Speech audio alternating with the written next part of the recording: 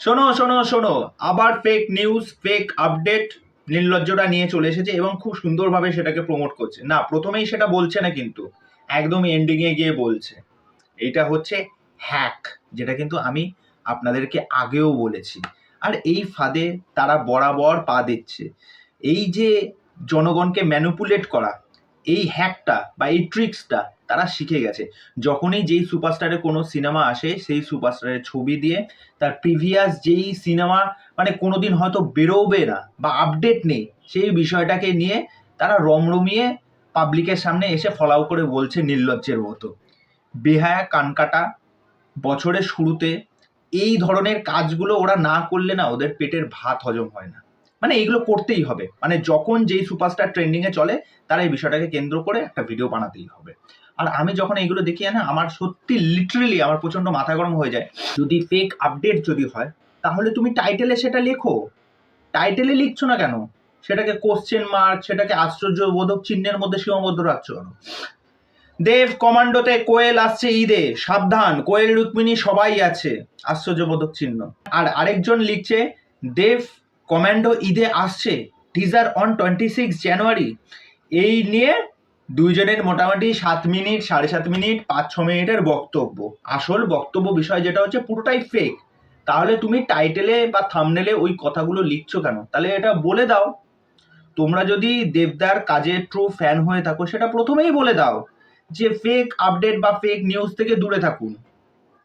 এটা প্রথমেই ক্লিয়ার করে দেওয়া উচিত। কিন্তু তা সত্ত্বেও মানুষ চোখ খুলবে না, মানুষ এইগুলোকে নিয়ে বিশ্বাস করবে। মানে 70% মানুষ তো বিশ্বাস করবে, হ্যাঁ কমান্ডো খুব ভালো একটা কাজ আসতে চলেছে হয়তো, কিন্তু কিচ্ছু আসবে না। এই সমস্ত ফেক নিউজ বা ফেক আপডেট থেকে দূরে থাকো, এইগুলো হ্যাক।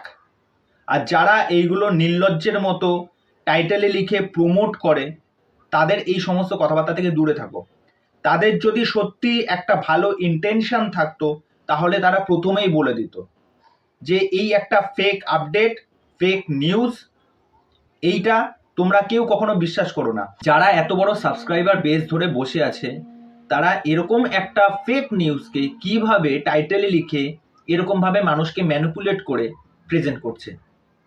একটা ফেক আপডেট দেওয়ার জন্য তুমি যদি দেব ফ্যান হয়ে থাকো বা জিৎ ফ্যান হয়ে থাকো, যারই ফ্যান হয়ে থাকো না কেন, তা তুমি সেটাকে প্রথমে 2-3 মিনিটের মধ্যে কমপ্লিট করে দাও। সেটাকে এত লম্বা চওড়া বাড়িয়ে টাড়িয়ে এটা ওটা করে আমাকে এ পাঠালো, আমাকে ও পাঠালো, আমি দেখলাম কোয়েলের সাথে এই হবে, রুক্মিণীর সাথে এই হবে, কেন ভাই? একটা বেহায়া পানারও একটা লিমিট থাকে। কানকাটা, বেহায়া, নির্লজ্জ, এদের যত বলা হয় এরা তত, মানে নতুন বছরের শুরুতে ভালো কাজ করছে, সব কাজ করছে, করুক, তাতে কারোর আপত্তি নেই। কিন্তু এইগুলো প্রমোট করা মানেটা কি, অর্থটা কি? মানে বিন্দু মাত্র লজ্জা নেই, বিন্দু মাত্র লজ্জা নেই। কমেন্ট সেকশনে গিয়ে রীতিমতো খিস্তি খাচ্ছে, লোকে চাটছে যে সকাল সকাল উঠেই ফেক নিউজ দেওয়া শুরু হয়ে গেছে। এরা এগুলো দেখার পরেও এদের কোনো দিন শুভ বুদ্ধি হবে না। কেন? এরা জানে বিষয়টা, আমাকে হাজারটা লোক খিস্তি দেবে, আমি তো কান কাটা, আমি এক কান দিয়ে শুনবো, আরেক কান দিয়ে বার করে দেবো। আমার এইসবে কোনো ফারাক পড়ে না। আমার চ্যানেলের এঙ্গেজমেন্ট দরকার। আমার ওখানে লোক আমাকে 10টা কিস্তি মারুক, 50টা কিস্তি মারুক, আমার তাতে কোনো আপত্তি নেই। আমার চ্যানেলের রিচ বাড়ছে, আমার ওয়াচ টাইম বাড়ছে। যাই হোক, কি বলবো, খিস্তি চলে আসে মুখে। তা যাই হোক, তোমাদের এই বিষয়ে কি মতামত সেটা অবশ্যই আমাকে কমেন্ট করে জানিও। এই সমস্ত আপডেট থেকে দূরে থাকো।